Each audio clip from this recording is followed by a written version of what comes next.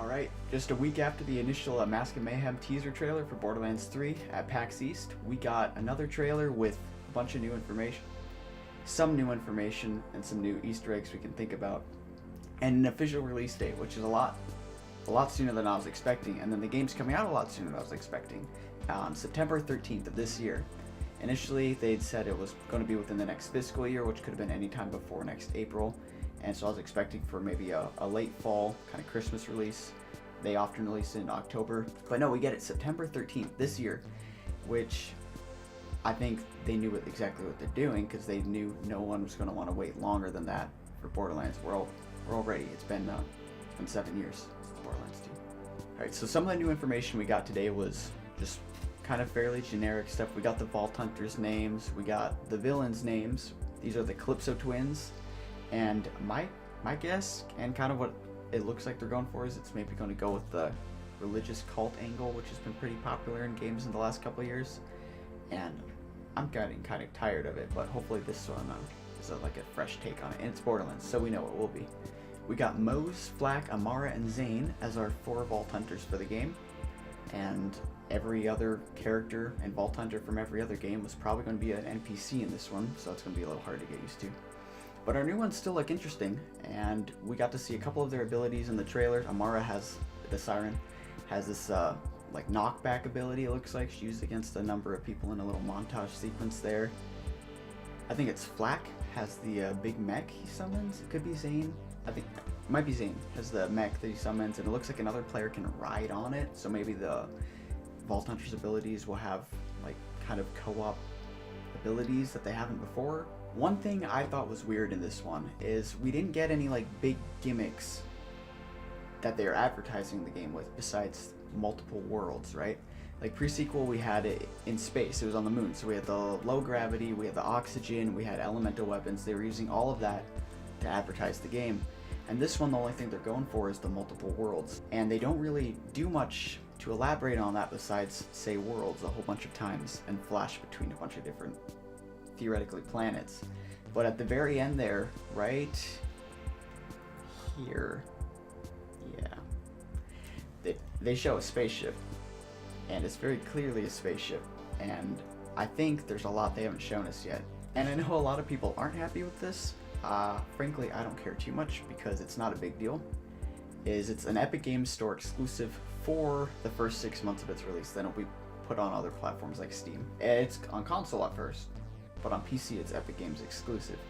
And a lot of people don't like this because Epic has been a little bit aggressive with its approach for gaining new titles for their platform, instead of just giving you the option to get it on Steam or Epic or whatever you want it on.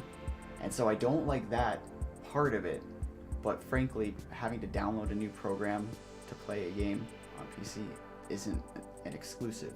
An exclusive is when you have to go buy a new $400 console to play the game that you otherwise couldn't.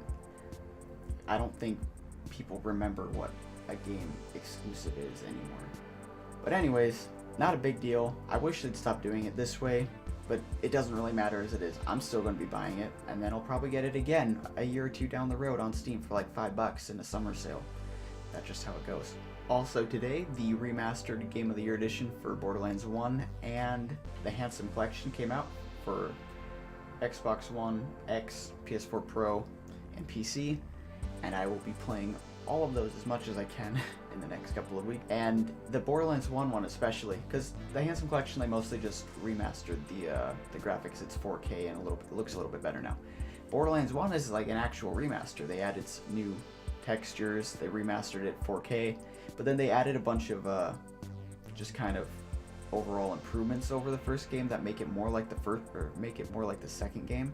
They added a bunch of improvements to the first game to make it more like the second, which is a lot of the reason why people didn't play it after the second game came out when they knew what Borderlands 1 was. Is the second game was just a better version of the first one, so why play the first one? Well, they're fixing that, and little things like running around and finding ammo and bullets on the ground, and in the second one you just pick it up when you get close to it. So they added that in this one, which is super nice and not something that ever crossed my mind that they might add at some point.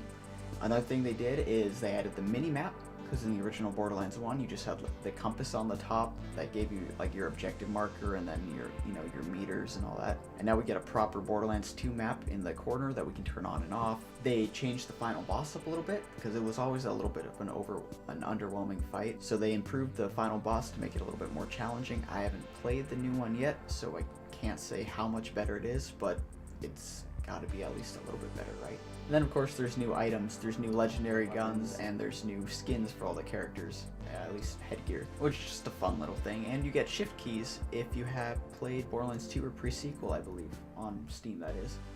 So that's something worth looking into as well. So all in all, another good day for Borderlands fans, and hopefully we'll see more at E3 if they have any more of those like little gimmicks, spaceships, stuff like that. Hopefully we'll find out at E3. But until then, I think we can just keep watching the trailers on repeat while we play the remastered Borderlands and call it a day. So, thanks for watching.